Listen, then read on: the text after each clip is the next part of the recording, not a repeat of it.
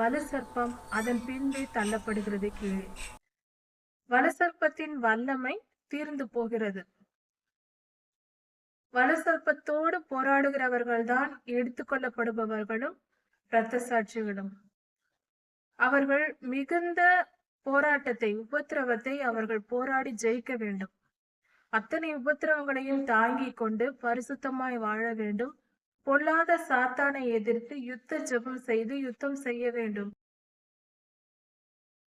நம்முடைய பிதாவாகிய தேவனுடைய அன்பும் ஆண்டவராகிய இயேசு கிறிஸ்துவின் கிருபையும் சமாதானமும் உங்கள் அனைவரோடும் கூட என்றென்றைக்கும் இருப்பதாக. தலைப்பு: நான் உன்னை விட்டு விலகுவதும் இல்லை, உன்னை கைவிடுவதும் இல்லை. லேவியராகமம் 23ஆம் அதிகாரம்.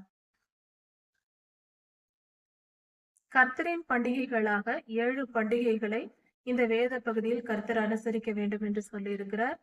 இந்த பண்டிகைகள் அந்நியர்களாகிய எல்லோருக்கும் பொதுவானது. நித்திய கட்டளை என்பதினால் எல்லோருக்கும் பொதுவானது. எப்பொழுதும் நாம் அனுசரிக்க வேண்டியது. இந்த பண்டிகைகளுக்கு முடிவில்லை. நித்திய கட்டளை என்று சொல்லப்பட்டிருக்கிறது இதே வேதாகம பகுதிகளில். இப்படி இருக்க நாம் இந்த பண்டிகைகளை, கர்த்தரின் பண்டிகைகளை, கர்த்தருடைய பிள்ளைகள் கண்டிப்பாக அனுசரிக்க வேண்டும். அவருக்கு சொந்தமானவர்கள், அவருடைய ரட்சிப்பை பெற்றவர்கள், அவருடைய இரத்தத்திற்கு சொந்தமானவர்கள், அவருடைய நாமத்தை தரித்து கொண்டிருக்கிறவர்கள், அவருடையதெல்லாம் நம்முடையதா இருக்கிறது. அவருடைய சொத்தின் சுதந்திரவாளிகள் நாம். அதனால் அவருடைய பண்டிகைகளையும் நாம் அனுசரிக்க வேண்டும். அவருடைய வேதாகமம் நமக்கு சொந்தமாய் இருப்பது போல அவருடைய வேதாகமத்தில் கொடுக்கப்பட்டிருக்கிற இந்த பண்டிகைகளும் நமக்கும் சொந்தமானவை. இதை எதுவும் இஸ்ரவேலருக்கு மட்டுமே என்று ஒதுக்கிவிட முடியாது. நமக்கும் உண்டு, நமக்கும் அதில் உரிமை உண்டு. 6வது பண்டிகையாக பாவ நிவாரண பண்டிகை. மிருகத்தை பலி கொடுத்து நம்முடைய கரங்களை அதன் மேல் வைத்து பலி கொடுப்பதினால் நம்முடைய பாவங்கள், நம்மேல் அதிகாரம் செலுத்துகிற பொல்லாத ஆவிகள் அந்த மிருகத்தின் மேல் செலுத்தப்பட்டு அந்த மிருகம் கொல்லப்படுவதினால் அந்த மிருகத்தின் வழியாய் அதனுடைய ஆத்துமா பாதாளத்திற்கு செல்லும் போது அதன் மூலமாய் அதனுக்குள் இருந்த பொல்லாத ஆவியும் பொல்லாத ஆவிகளும் பாதாளத்திற்கு சென்றடைகிறது. இப்படியாக பலி செலுத்தப்படுகிறது. அதனால் மனிதனின் பாவங்கள் விடுதலையாக்கப்படுகிறது. இப்படி ஆதி காலத்தில் நடந்தது. நமது ஆண்டவராகிய இயேசு கிறிஸ்துவும் அப்படியே செய்தார். ஆசரிப்பு கூடாரத்தில் இஸ்ரவேலர்கள் பலி கொடுக்க, தாங்கள் ஒரு பாவம் செய்தால் அதற்கு நிவர்த்தி செய்யும்படியாக பலி கொடுக்க மிருகத்தை கொண்டு வருவார்கள். ஆடு, மாடு போன்றவைகளை கொண்டு வருவார்கள். அந்த மிருகத்தின் தலையில் இவர்கள் கை வைப்பார்கள். பின்பு அது பலி கொடுக்கப்படும்.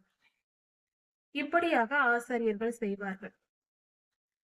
அந்த குறிப்பிட்ட மனிதர்கள் அல்லது மனிதன் அந்த மிருகத்தின் தலையில் கை வைக்கும் போது இவர்கள் செய்த பாவத்தின் நிமித்தம் இவர்கள் மேல் ஆளுகை செய்து கொண்டிருக்கிற பொல்லாத ஆவிகள் அந்த மிருகத்திற்குள் சென்றுவிடும். அந்த மிருகம் கொல்லப்படுவதினால் அந்த மிருகத்தின் வழியாய் இறந்த மிருகத்தின் ஆத்துமா பாதாளத்திற்கு செல்லும் என்று வேதத்தில் சொல்லப்பட்டிருக்கிறது. அதன்படி மிருகத்தின் ஆத்துமாவோடு சேர்ந்து அதற்குள் இருக்கிற பொல்லாத ஆவிகள் பாதாளத்திற்கு சென்றுவிடும். இப்பொழுது இந்த மனிதன் விடுதலையாக்கப்படுகிறான். பலி கொடுத்த மனிதன் விடுதலையாக்கப்படுகிறான். இப்படியாக கர்த்தர் மனிதனுக்கு விடுதலையை கட்டளையிட்டார். இது அந்த மனிதனை காப்பாற்றுவதற்கு கர்த்தர் காட்டிய வழி. ஆவிக்குரிய சட்டத்தை மீறாமல் நீதியின்படி அந்த மனிதனுக்கு கர்த்தர் விடுதலையை தர இப்படி செய்தார். இது ஒவ்வொரு பாவத்திற்கும் ஒவ்வொரு முறையும் செய்யப்பட வேண்டியதா இருந்தது. ஏனென்றால் பாதாளத்திற்கு அந்த மிருகத்தின் ஆவி போய்விடுகிறது, அதோடு முடிந்து விடுகிறது. ஒருவேளை ஒரு மனிதன் அதற்கு பதிலாக ஒரு சாதாரண மனிதன் பலியாக ஒப்பு கொடுக்கப்பட்டால், அதற்கு பதிலாக நமது ஆண்டவராகிய இயேசு கிறிஸ்து மனித அவதாரத்தில் பரிசுத்தமாய் வந்து இறங்கினார். அவர் சிலுவையில் தம்மை தாமே ஒப்பு கொடுத்தார், தம் ஜீவனை விட்டு கொடுத்தார். அவர் பலியானார். அவருடைய ஆத்துமா எல்லா பாவங்களையும் சுமந்து கொண்டு பாதாளத்திற்கு சென்றது. அங்கு போய் சாத்தானோடு, பாதாளத்தின் ஆவியோடு சண்டையிட்டு அந்த பாதாளத்தை வென்று, அங்கிருந்த சாத்தானை வென்று, அங்கிருந்த கள்ள தீர்க்கதரிசியின் ஆவியை வென்று அவர் உயிர்த்தெழுந்து மேலே வந்தார். வெளிப்படுத்தல் 4ஆம் அதிகாரம் 5ஆம் அதிகாரத்தில் கர்த்தர் ஜெயம் கொண்டார் என்று சொல்லப்பட்டிருக்கிற வெற்றி இதுதான். இதை இன்னொரு மனிதன், சாதாரணமான ஒரு மனிதன் செய்ய முடியுமா என்றால் முடியாது. அதற்குரிய வல்லமை மனிதனிடத்தில் இல்லை. அதனால்தான் நமது பிதாவாகிய தேவன் மனித அவதாரம் எடுத்து குமாரனாக அவரை வந்து இறங்கினார். தம்முடைய ஒரே பேரான குமாரனை அனுப்பினார். அவர் வந்து பாதாளத்தை வென்றார். இதற்கு சாட்சியாக பாதாளத்தின் திறவுகோல்கள் எனக்கு கொடுக்கப்பட்டிருக்கிறது என்று வேதத்தில் சொல்லப்பட்டிருக்கிற வசனத்தை நாம் காண்கிறோம். நமது ஆண்டவராகிய இயேசு கிறிஸ்து சொல்லி இருக்கிறார். வெளிப்படுத்தலில் ஒரு தூதன் பாதாளத்தின் திறவுகோல்களை எடுத்துக்கொண்டு வந்து இறங்கி கடைசி காலத்தில் பாதாளத்தை திறக்கிறான். அந்த பாதாளத்திலிருந்து ஒரு மிருகம் மேலே எழும்பி வந்து 2 சாட்சிகளை கொள்கிறதாக, சண்டையிட்டு கொள்கிறதாக காண்கிறோம். அப்படியானால் அந்த பாதாளம் பூட்டப்பட்டது. அதன் சாவியை எடுத்துக்கொண்டு வெளியே பரலோகத்திற்கு வந்தது. அந்த தேவதூதனிடத்தில் கொடுத்தது யார்? நமது ஆண்டவராகிய இயேசு கிறிஸ்து. இதை ஒரு சாதாரண மனிதனால் செய்ய முடியாது. எந்த மனிதனாலும் பாதாளத்திற்கு சென்று விட்டால், பாவத்தை சுமந்து கொண்டு சென்று விட்டால், அதை ஜெயித்து வெளியே வர முடியாது. பாவியான மனுஷன் அவனால் ஜெயிக்க முடியாது. எந்த மனிதனாலும் முடியாது. அதனால்தான் நமது ஆண்டவராகிய இயேசு கிறிஸ்துவே அவர் மரித்தார், பாதாளத்துக்கு இறங்கினார். ஆனால் அவர் வல்லமை உள்ளவர், பரிசுத்தராய் வாழ்ந்தார். அதனால் அவருடைய பரிசுத்தத்தின் நிமித்தம் பாதாளத்தில் இருந்த பொல்லாத ஆவிகளை ஜெயித்து அதன் சாவியை, அதை பூட்டி, பாதாளத்தை பூட்டி அதன் சாவியை எடுத்து வந்தார். அதனால்தான் இந்த காலகட்டம் வரை, இப்பொழுது வரை அந்த பாதாளத்திலிருந்து வருகிற மிருகம் மேலே எழும்பி வரவில்லை. அதாவது அது கள்ள தீர்க்கதரிசியின் ஆவியா இருக்கிறது. 2 சாட்சிகள் வந்து அவர்கள் 3.5 வருடம் ஊழியம் செய்த பின்பு அந்த ஆவி மீண்டும் வரும். அதுவும் பரலோகத்திலிருந்து வருகிற தேவதூதன் திறந்து விட்டதற்கு பின்பாக தான் கர்த்தரே அதை அனுமதிக்கிறார். இப்படி நமது ஆண்டவராகிய இயேசு கிறிஸ்து நம் பாவங்களை போக்கும் பலியாக நமக்காக அவர் தம்மை தாமே ஒப்பு கொடுத்தார். அவருடைய செயல்கள் மிக பெரியது, அதிசயமானது, ஆழமானது. ஆராய்ந்து கொண்டிருந்தால் நாம் அதிகமாய் தெரிந்து கொள்ளலாம். கடல் நீரை மொண்டு குடிப்பது போல நம்மால் முடிந்தவரை குடித்துக் கொள்ளலாம். கர்த்தரின் வார்த்தைகளை தியானிப்போம், வேத வசனங்களை தியானிப்போம், அதிகமான காரியங்களை கற்று தெளிவடைவோம். நமது ஆண்டவராகிய இயேசு கிறிஸ்து இப்படியாக பாதாளத்தில் இறங்கி இங்குள்ள பொல்லாத ஆவியை ஜெயித்து மேலே வந்தார். வந்து இந்த பாவ நிவாரண நாள் அன்று பரலோகத்தில் வெளிப்படுத்தல் 11ஆம் அதிகாரம் 19ஆம் வசனத்தில், இறுதி வசனத்தில் கொடுக்கப்பட்டிருக்கிறது, உடன்படிக்கை பெட்டி அங்கு காணப்பட்டது என்றும், இடி முழக்கங்களும் மின்னல்களும் பூமி அதிர்ச்சியும் உண்டானது என்றும். உடன்படிக்கை பெட்டி காணப்பட்டது. ஏன் வெளிப்படையாக காணப்பட்டது? அதுவரைக்கும் அங்கு சொல்லப்படவில்லை. இந்த நேரத்தில் தான் நமது ஆண்டவராகிய இயேசு கிறிஸ்துவின் ரத்தம் உடன்படிக்கை பெட்டியின் மேல் தெளிக்கப்படுகிறது. அங்கு உடன்படிக்கை பெட்டி காணப்படுவதற்கு காரணம் அதுதான். இந்த ரத்தம் தெளிக்கப்பட்ட பின்புதான் வெளிப்படுத்தல் 12ஆம் அதிகாரத்தில் சொல்லப்பட்டிருக்கிற 1 முதல் 5ஆம் வசனம் வரை சொல்லப்பட்டிருக்கிற எடுத்துக்கொள்ளப்படும் சந்ததி எடுத்துக்கொள்ளப்படுகிறது. பாவங்கள் பூமியில் மன்னிக்கப்படுகிறது. இரத்த சாட்சிகளின் எண்ணிக்கை நிறைவடைகிறது. எடுத்துக்கொள்ளப்படுதல் நடக்கிறது. 2 சாட்சிகள் வானத்திற்கு ஏறும் போதுதான் எடுத்துக்கொள்ளப்படுதல் சேர்ந்துதான். அதாவது 2 சாட்சிகளும் வானத்திற்கு ஏறும் நிகழ்வுதான் எடுத்துக்கொள்ளப்படுதல். அவர்கள் இருவர் மட்டும் அல்ல, பூமியில் இருக்கிற கர்த்தரால் நியமிக்கப்பட்ட எடுத்துக்கொள்ளப்படும் சந்ததி எடுத்துக்கொள்ளப்படுகிறது அதே நேரத்தில், ஒரே சமயத்தில். இது கர்த்தர் கொடுத்த வெளிப்பாடு. வெளிப்படுத்தல் 10ஆம் அதிகாரத்தில் சொல்லப்பட்டிருக்கிற தேவ ரகசியம் என்பதும் அதுதான். வெளிப்படுத்தல் 12ஆம் அதிகாரம் 6ஆம் வசனத்தில் கவனிக்கும் போது வலு சர்ப்பம் வானத்திலிருந்து கீழே விழுந்தது என்று சொல்லப்பட்டிருக்கிறது. மிகாவேலும் அதனுடைய தூதர்களும் யுத்தம் செய்து வானத்தில் இருந்த வலு சர்ப்பத்தை கீழே தள்ளினார்கள். இந்த யுத்தம் நடப்பதற்கு முன்பாக உடன்படிக்கை பெட்டியின் மேல் ரத்தம் தெளிக்கப்படுகிறது. மனிதனின் பாவங்கள் மன்னிக்கப்படுகிறது. சாத்தானுக்கு நியாய தீர்ப்பு வருகிறது.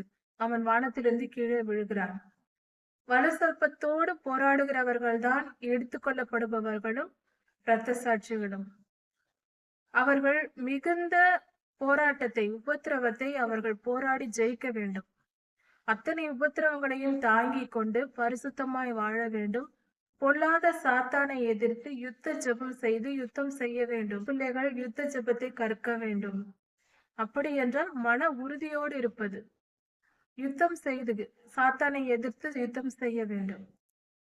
பாவத்திற்கு எதிர்த்து நிற்க வேண்டும். பாவத்திற்கு இடம் கொடுக்க கூடாது. இச்சைகளுக்கு இடம் கொடுக்க கூடாது. இச்சை பாவத்தை பிறப்பிக்கும். பாவம் மரணத்தை கொண்டு வரும். இவைகள் இருக்கக்கூடாது. மற்றவர்களுக்காக ஜெபிப்பதும் மற்றவர்களையும் மற்ற ஆத்துமாக்களை கர்த்தரிடமாய் சேர்க்கிற பணியை நாம் செய்ய வேண்டும். இப்படி பாவ நிவாரண நாள் அன்று இரத்தம் பரலோகத்திலும் தெளிக்கப்பட்டு நமது ஆண்டவராகிய இயேசு கிறிஸ்துவின் இரத்தம் ஒரு பரிசுத்தம் உண்டாகிறது. நம் பாவங்கள் மன்னிக்கப்படுகிறதினால் இந்த பூமிக்கு நியாய தீர்ப்பு வருகிறது. துன்மார்க்கர் மேல் துன்மார்க்கருக்கு நியாய தீர்ப்பும் கர்த்தருடைய பிள்ளைகளுக்கு ஆசீர்வாதமும் கர்த்தரிடத்தில் சேர்த்து கொள்ளப்படும் நிகழ்வும் நடக்கிறது. வெளிப்படுத்தல் 12ஆம் அதிகாரத்தில் தொடர்ச்சியாக இதை குறித்து கொடுக்கப்பட்டிருக்கிறது. இப்படியாக கர்த்தருடைய சன்னதியில் அவருடைய பரிசுத்தவான்கள் நாம் சேருகிறோம். போய் நம்மை சுத்திகரிப்பதற்காக, நம்மை மீட்டுக் கொள்வதற்காக, கர்த்தரை நேசிக்கிறவர்களுக்கு விடுதலையை தரும்படியாக கர்த்தர் இந்த பாவ நிவர்த்தி பண்டிகையை நமக்கு கொடுத்திருக்கிறார். இதை நினைவு கூற வேண்டும். கர்த்தர் பரலோகத்தில் இதையெல்லாம் செய்கிறார். அதை நினைவு கூர்ந்து நாம் நம்மை தாழ்த்தி நினைத்து கொள்ள வேண்டும் என்பதற்காக. நமக்காக ஒருவர் அங்கு போராடி கொண்டிருக்க, நாம் உலக வாழ்க்கையில் இச்சையோடு இன்பமாக நாம் பொழுது போக்கிக் கொண்டு இருக்கக்கூடாது என்பதற்காக தான் இந்த நாளில் தங்களை தாழ்த்தி யாதொரு வேலையும் செய்யாமல் ஓய்ந்திருக்க வேண்டும் என்று கர்த்தர் சொல்லுகிறார். நம் வேலையை நாம் பார்த்து கொண்டு இருக்க கூடாது. இந்த நாளில் 7ஆம் மாதம் 10ஆம் நாள் பாவ நிவர்த்தி நாள், யாம் கிப்பூர் நாள் என்று சொல்வார்கள்.